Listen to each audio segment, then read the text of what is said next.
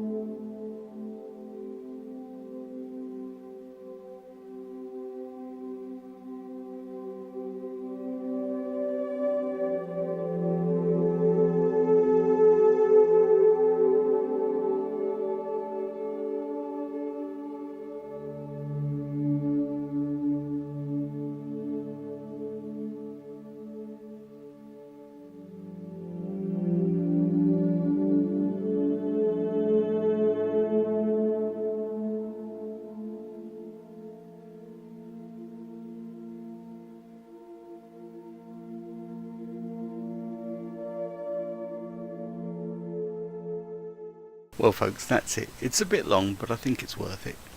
Be sure to check out our posts from this trip on ourworldforyou.com, and if you enjoyed this, then please leave a comment. Thank you.